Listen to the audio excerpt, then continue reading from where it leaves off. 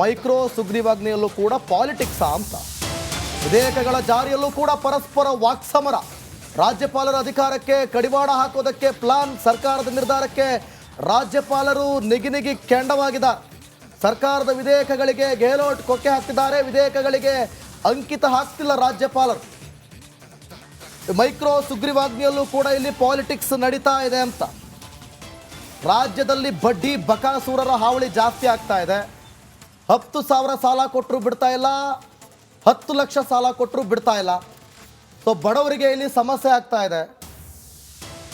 So ಈ ಬೆನ್ನಲ್ಲೇ ಸುಗ್ರೀವಾಜ್ಞೆ ತರೋದಕ್ಕೆ ರಾಜ್ಯಪಾಲರು ಯಾವುದೇ ರೀತಿಯಾದಂಥ ಅವಕಾಶವನ್ನು ಇಲ್ಲಿ ಕೊಡ್ತಾ ಇಲ್ಲ ಅಂತೇಳಿ ಸರ್ಕಾರದ ವಾದ.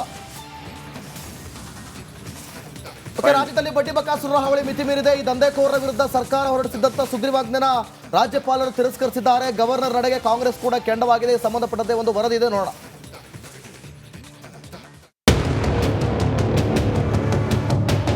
ಸರ್ಕಾರ ಹೊರಡಿಸಿದ್ದ ಸುಗ್ರೀವಾಜ್ಞೆಯನ್ನ ಗವರ್ನರ್ ತಾವರ್ ಚಂದ್ ಗೆಹ್ಲೋಟ್ ಸಹಿ ಹಾಕದೆ ವಾಪಸ್ ಕಳಿಸಿದ್ದಾರೆ. ಮೈಕ್ರೋ ಫೈನಾನ್ಸ್ ವಿಚಾರದಲ್ಲೂ ರಾಜಕೀಯ. ರಾಜ್ಯಪಾಲರ ನಡೆಗೆ ಕಾಂಗ್ರೆಸ್ ನಾಯಕರು ಕೆಂಡ.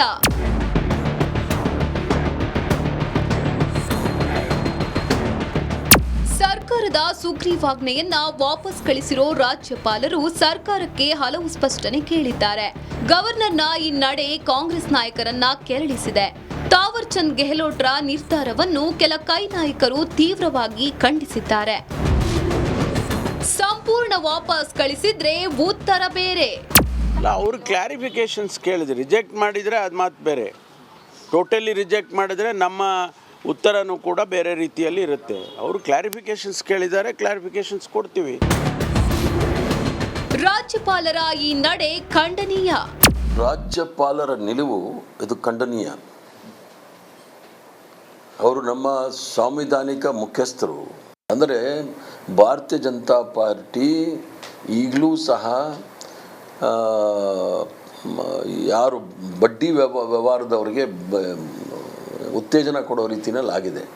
ಇದಾಗಬಾರ್ದು. ಇವರು ಸಹ ಒಂದು ದುರ್ಬಲ ವರ್ಗದಿಂದ ಬಂದಿರತಕ್ಕಂಥ ರಾಜ್ಯಪಾಲರು ಇದನ್ನು ಭಾಳ ಗಂಭೀರವಾಗಿ ತೆಗೆದುಕೊಂಡು ಇದಕ್ಕೆ ಆದಷ್ಟು ಬೇಗ ಇದಕ್ಕೆ ಸಹಿ ಮಾಡಿ ಕಳಿಸ್ಬೇಕಾಗತ್ತೆ. ರಾಜ್ಯಪಾಲರಿಗೆ ಮಾಹಿತಿ ಕೊರತೆ ಇದೆ. ವಾಪಸ್ ಕಳಿಸಿದ್ದಾರೆ.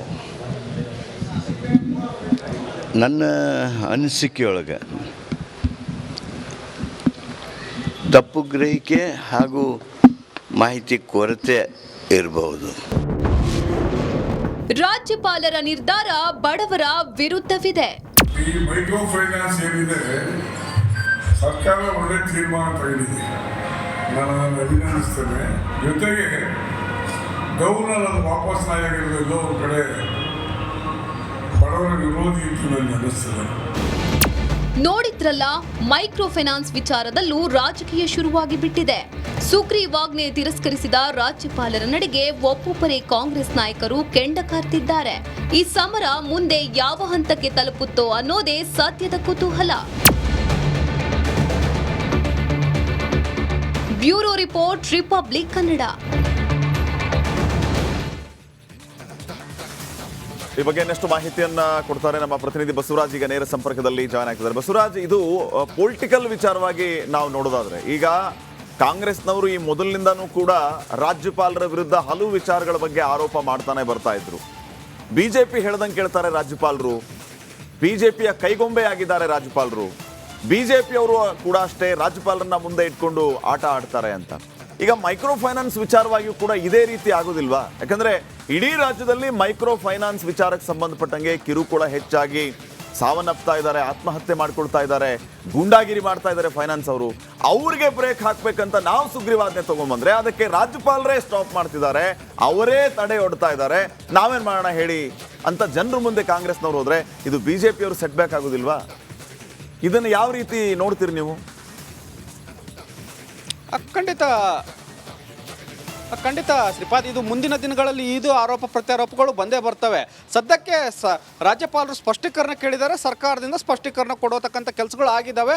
ಆ ಸ್ಪಷ್ಟೀಕರಣದ ಮೇಲೆ ರಾಜ್ಯಪಾಲರು ಯಾವ ಕ್ರಮ ಕೈಗೊಳ್ತಾರೆ ಅನ್ನೋಂಥದ್ದು ಬಹಳ ಪ್ರಮುಖ ಆಗುತ್ತೆ. ಇನ್ನೂವರೆಗೂ ಕೂಡ ರಾಜ್ಯಪಾಲರು ಯಾವುದೇ ಸ್ಪಷ್ಟನೆಯನ್ನು ಸರ್ಕಾರ ಕಳಿಸಿದ ಬಳಿಕ ನಿರ್ಧಾರವನ್ನು ಇನ್ನೂ ಪ್ರಕಟವಾಗಿಲ್ಲ. ಹಾಗಾಗಿ ಇದೊಂದು ರೀತಿಯಲ್ಲಿ ಇನ್ನೂ ಮೈಕ್ರೋ ಫೈನಾನ್ಸ್ ಬಿಲ್ಗೆ ಸುಗ್ರೀವಾಜ್ಞೆಗೆ ಅಂಕಿತ ಹಾಕ್ತಾರಾ ಇಲ್ವೋ ಅನ್ನೋಂಥ ಗೊಂದಲ ಅಂತೂ ರಾಜ್ಯ ಸರ್ಕಾರದಲ್ಲಿ ಇದ್ದೇ ಇದೆ. ಒಂದು ವೇಳೆ ಅಂಕಿತ ಹಾಕದೆ ಹೋದರೆ ನೇರವಾಗಿ ರಾಜ್ಯಪಾಲರನ್ನೇ ಹಿಟ್ ಮಾಡಬೇಕು ಮತ್ತು ಅಟ್ಯಾಕ್ ಮಾಡಬೇಕು ಅನ್ನುವಂಥ ನಿಟ್ಟಿನಲ್ಲಿ ಕಾಂಗ್ರೆಸ್ ಪಕ್ಷ ಮತ್ತು ಕಾಂಗ್ರೆಸ್ ಸರ್ಕಾರ ಕೂಡ ಕಾದು ಕೂತ್ಕೊಂಡಿದೆ. ಯಾಕಂದರೆ ಹಲವು ಬಿಲ್ಗಳು ಕೂಡ ಅವ್ರ ಹತ್ರ ಇದ್ದಾವೆ. ಈಗಾಗಲೇ ಬೆಳಗಾವಿ ಅಧಿವೇಶನದ ಕಳಿಸ್ತಕ್ಕಂಥ ಬಿಲ್ಗಳು, ಸ್ಪಷ್ಟೀಕರಣ ಕೊಟ್ಟಂಥ ಬಿಲ್ಗಳು, ಅವುಗಳನ್ನು ಕೂಡ ತಮ್ಮ ಹತ್ರ ಇಟ್ಕೊಂಡಿದ್ದಾರೆ. ಇನ್ನೂರು ಕೂಡ ಅಂಕಿತ ಹಾಕಿಲ್ಲ, ಸ್ಪಷ್ಟನೆಯನ್ನು ಕೊಟ್ಟಿಲ್ಲ. ಹಾಗಾಗಿ ರಾಜ್ಯ ಸರ್ಕಾರ ಒಂದು ರೀತಿಯಲ್ಲಿ ಜಾಣ ನಡೆಯನ್ನು ಅನುಸರಿಸ್ತಾ ಇದೆ. ಈಗಾಗಲೇ ಏನು ಮೈಕ್ರೋ ಫೈನಾನ್ಸ್ ಬಿಲ್ ಸಂಬಂಧವಾಗಿ ಏನು ಕಿರುಕುಳುಗಳು ಕೇಳಿ ಬರ್ತಾ ಇದ್ದಾವೆ. ಬಿಜೆಪಿ ಒಂದು ಕಡೆ ಅಟ್ಯಾಕ್ ಮಾಡ್ತಾ ಇದೆ, ಸರ್ಕಾರ ಏನು ಕ್ರಮ ತೆಗೆದುಕೊಳ್ತಿಲ್ಲ ಅನ್ನುವಂಥದ್ದು. ಆದರೆ ಈಗಾಗಲೇ ಸುಗ್ರೀವಾಜ್ಞೆಗೆ ಏನು ಆದೇಶವನ್ನು ಹೊರಡಿಸಿ ಈಗಾಗಲೇ ರಾಜ್ಯಪಾಲರ ಬಳಿ ಕಳಿಸಲಾಗಿದೆ. ರಾಜ್ಯಪಾಲರು ಒಂದು ವೇಳೆ ಅಂಕಿತ ಹಾಕದೆ ಹೋದರೆ ಇದನ್ನು ನೇರವಾಗಿ ಬಿಜೆಪಿ ತಲೆ ಕಟ್ಟತಕ್ಕಂಥದ್ದು ಮತ್ತು ರಾಜ್ಯಪಾಲರನ್ನೇ ಹೊಣೆ ಮಾಡ್ತಕ್ಕಂಥ ಕಾರ್ಯಕ್ಕೆ ಕಾಂಗ್ರೆಸ್ ಕೂಡ ಸನ್ನದ್ಧವಾಗಿ ಕೂತ್ಕೊಂಡಿದೆ. ಆದರೆ ಇಲ್ಲಿವರೆಗೂ ಕೂಡ ರಾಜ್ಯಪಾಲರು ಒಂದಷ್ಟು ನಡೆಯನ್ನು ಭಾಳ ನಿಗೂಢವಾಗಿ ಅನುಸರಿಸ್ತಾ ಇದ್ದಾರೆ.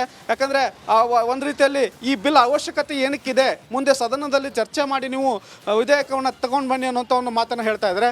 ಹಾಗಾಗಿ ಈಗ ಮತ್ತೆ ಕಳಿಸಿರ್ತಕ್ಕಂತಹ ಸುಗ್ರೀವಾಜ್ಞೆಯನ್ನು ಸ್ಪಷ್ಟೀಕರಣ ಕೊಟ್ಟು ರಾಜ್ಯ ಸರ್ಕಾರಕ್ಕೆ ಕೊಟ್ಟಿರ್ತಕ್ಕಂಥ ಸ್ಪಷ್ಟೀಕರಣವನ್ನು ರಾಜ್ಯಪಾಲರು ಪುರಸ್ಕರಿಸಿ ಅವರು ಈ ಸುಗ್ರೀವಾಜ್ಞೆಗೆ ಅಂಕಿತ ಹಾಕಲೇಬೇಕು ಶ್ರೀಪಾದ್. ಇಲ್ಲದೆ ಹೋದರೆ ಇದು ಒಂದು ರೀತಿಯಲ್ಲಿ ಮತ್ತೆ ಗವರ್ನರ್ ವರ್ಸಸ್ ಸರ್ಕಾರ ಖಂಡಿತವಾಗ್ಲೂ ಆಗುತ್ತೆ.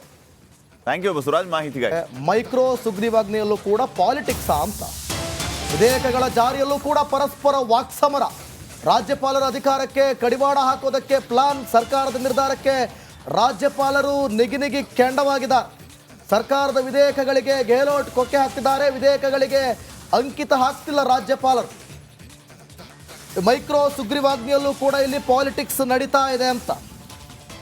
ರಾಜ್ಯದಲ್ಲಿ ಬಡ್ಡಿ ಬಕಾಸೂರರ ಹಾವಳಿ ಜಾಸ್ತಿ ಆಗ್ತಾ ಇದೆ.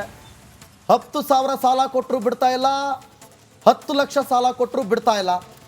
ಸೊ ಬಡವರಿಗೆ ಇಲ್ಲಿ ಸಮಸ್ಯೆ ಆಗ್ತಾ ಇದೆ. ಸೊ ಈ ಬೆನ್ನಲ್ಲೇ ಸುಗ್ರೀವಾಜ್ಞೆ ತರೋದಕ್ಕೆ ರಾಜ್ಯಪಾಲರು ಯಾವುದೇ ರೀತಿಯಾದಂಥ ಅವಕಾಶವನ್ನು ಇಲ್ಲಿ ಕೊಡ್ತಾ ಇಲ್ಲ ಅಂತೇಳಿ ಸರ್ಕಾರದ ವಾದ.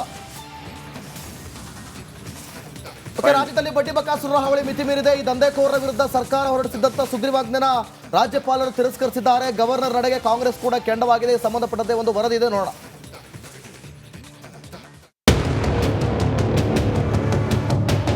ಸರ್ಕಾರ ಹೊರಡಿಸಿದ್ದ ಸುಗ್ರೀವಾಜ್ಞೆಯನ್ನ ಗವರ್ನರ್ ತಾವರ್ ಚಂದ್ ಗೆಹ್ಲೋಟ್ ಸಹಿ ಹಾಕದೆ ವಾಪಸ್ ಕಳಿಸಿದ್ದಾರೆ. ಮೈಕ್ರೋ ಫೈನಾನ್ಸ್ ವಿಚಾರದಲ್ಲೂ ರಾಜಕೀಯ. ರಾಜ್ಯಪಾಲರ ನಡೆಗೆ ಕಾಂಗ್ರೆಸ್ ನಾಯಕರು ಕೆಂಡ.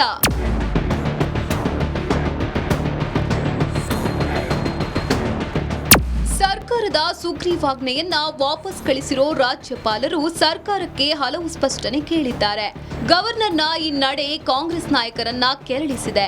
ತಾವರ್ ಚಂದ್ ಗೆಹ್ಲೋಟ್ರ ನಿರ್ಧಾರವನ್ನು ಕೆಲ ಕೈ ನಾಯಕರು ತೀವ್ರವಾಗಿ ಖಂಡಿಸಿದ್ದಾರೆ. ಸಂಪೂರ್ಣ ವಾಪಸ್ ಕಳಿಸಿದ್ರೆ ಉತ್ತರ ಬೇರೆ. ಅವರು ಕ್ಲಾರಿಫಿಕೇಶನ್ಸ್ ಕೇಳಿದ್ರು, ರಿಜೆಕ್ಟ್ ಮಾಡಿದರೆ ಅದು ಮಾತು ಬೇರೆ. ಟೋಟಲಿ ರಿಜೆಕ್ಟ್ ಮಾಡಿದರೆ ನಮ್ಮ ಉತ್ತರನೂ ಕೂಡ ಬೇರೆ ರೀತಿಯಲ್ಲಿ ಇರುತ್ತೆ. ಅವರು ಕ್ಲಾರಿಫಿಕೇಶನ್ಸ್ ಕೇಳಿದ್ದಾರೆ, ಕ್ಲಾರಿಫಿಕೇಶನ್ಸ್ ಕೊಡ್ತೀವಿ. ರಾಜ್ಯಪಾಲರ ಈ ನಡೆ ಖಂಡನೀಯ. ರಾಜ್ಯಪಾಲರ ನಿಲುವು ಇದು ಖಂಡನೀಯ. ಅವರು ನಮ್ಮ ಸಾಂವಿಧಾನಿಕ ಮುಖ್ಯಸ್ಥರು. ಅಂದರೆ ಭಾರತೀಯ ಜನತಾ ಪಾರ್ಟಿ ಈಗಲೂ ಸಹ ಯಾರು ಬಡ್ಡಿ ವ್ಯವಹಾರದವರಿಗೆ ಉತ್ತೇಜನ ಕೊಡೋ ರೀತಿಯಲ್ಲಿ ಆಗಿದೆ. ಇದಾಗಬಾರ್ದು. ಇವರು ಸಹ ಒಂದು ದುರ್ಬಲ ವರ್ಗದಿಂದ ಬಂದಿರತಕ್ಕಂಥ ರಾಜ್ಯಪಾಲರು ಇದನ್ನು ಭಾಳ ಗಂಭೀರವಾಗಿ ತೆಗೆದುಕೊಂಡು ಇದಕ್ಕೆ ಆದಷ್ಟು ಬೇಗ ಇದಕ್ಕೆ ಸಹಿ ಮಾಡಿ ಕಳಿಸ್ಬೇಕಾಗತ್ತೆ. ರಾಜ್ಯಪಾಲರಿಗೆ ಮಾಹಿತಿ ಕೊರತೆ ಇದೆ. ವಾಪಸ್ ಕಳಿಸಿದ್ದಾರೆ. ನನ್ನ ಅನಿಸಿಕೆಯೊಳಗೆ ತಪ್ಪು ಗ್ರಹಿಕೆ ಹಾಗೂ ಮಾಹಿತಿ ಕೊರತೆ ಇರಬಹುದು. ರಾಜ್ಯಪಾಲರ ನಿರ್ಧಾರ ಬಡವರ ವಿರುದ್ಧವಿದೆ. ಈ ಮೈಕ್ರೋ ಫೈನಾನ್ಸ್ ಏನಿದೆ, ಸರ್ಕಾರ ಒಳ್ಳೆ ತೀರ್ಮಾನ ತಗೊಂಡಿದೆ. ನಾನು ಅದನ್ನು ಅಭಿನಂದಿಸ್ತೇನೆ.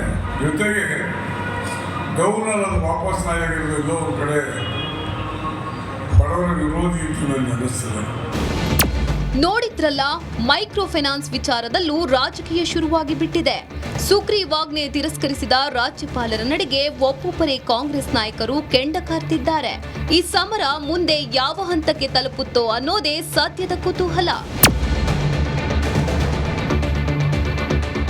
Bureau report, republic Kannada. ಈ ಬಗ್ಗೆ ಇನ್ನಷ್ಟು ಮಾಹಿತಿಯನ್ನ ಕೊಡ್ತಾರೆ ನಮ್ಮ ಪ್ರತಿನಿಧಿ ಬಸವರಾಜ್ ಈಗ ನೇರ ಸಂಪರ್ಕದಲ್ಲಿ ಜಾಯ್ನ್ ಆಗ್ತಿದ್ದಾರೆ. ಬಸವರಾಜ್, ಇದು ಪೊಲಿಟಿಕಲ್ ವಿಚಾರವಾಗಿ ನಾವು ನೋಡೋದಾದ್ರೆ ಈಗ ಕಾಂಗ್ರೆಸ್ನವರು ಈ ಮೊದಲಿನಿಂದನೂ ಕೂಡ ರಾಜ್ಯಪಾಲರ ವಿರುದ್ಧ ಹಲವು ವಿಚಾರಗಳ ಬಗ್ಗೆ ಆರೋಪ ಮಾಡ್ತಾನೆ ಬರ್ತಾ ಇದ್ರು. ಬಿಜೆಪಿ ಹೇಳ್ದಂಗೆ ಕೇಳ್ತಾರೆ ರಾಜ್ಯಪಾಲರು, ಬಿಜೆಪಿಯ ಕೈಗೊಂಬೆ ಆಗಿದ್ದಾರೆ ರಾಜ್ಯಪಾಲರು, ಬಿಜೆಪಿಯವರು ಕೂಡ ಅಷ್ಟೇ ರಾಜ್ಯಪಾಲರನ್ನ ಮುಂದೆ ಇಟ್ಕೊಂಡು ಆಟ ಆಡ್ತಾರೆ ಅಂತ. ಈಗ ಮೈಕ್ರೋ ಫೈನಾನ್ಸ್ ವಿಚಾರವಾಗಿಯೂ ಕೂಡ ಇದೇ ರೀತಿ ಆಗೋದಿಲ್ವಾ? ಯಾಕಂದ್ರೆ ಇಡೀ ರಾಜ್ಯದಲ್ಲಿ ಮೈಕ್ರೋ ಫೈನಾನ್ಸ್ ವಿಚಾರಕ್ಕೆ ಸಂಬಂಧಪಟ್ಟಂಗೆ ಕಿರುಕುಳ ಹೆಚ್ಚಾಗಿ ಸಾವನ್ನಪ್ತಾ ಇದ್ದಾರೆ, ಆತ್ಮಹತ್ಯೆ ಮಾಡ್ಕೊಳ್ತಾ ಇದ್ದಾರೆ, ಗೂಂಡಾಗಿರಿ ಮಾಡ್ತಾ ಇದ್ದಾರೆ ಫೈನಾನ್ಸ್ ಅವರು. ಅವ್ರಿಗೆ ಬ್ರೇಕ್ ಹಾಕ್ಬೇಕಂತ ನಾವು ಸುಗ್ರೀವಾಜ್ಞೆ ತಗೊಂಡ್ಬಂದ್ರೆ ಅದಕ್ಕೆ ರಾಜ್ಯಪಾಲರೇ ಸ್ಟಾಪ್ ಮಾಡ್ತಿದ್ದಾರೆ.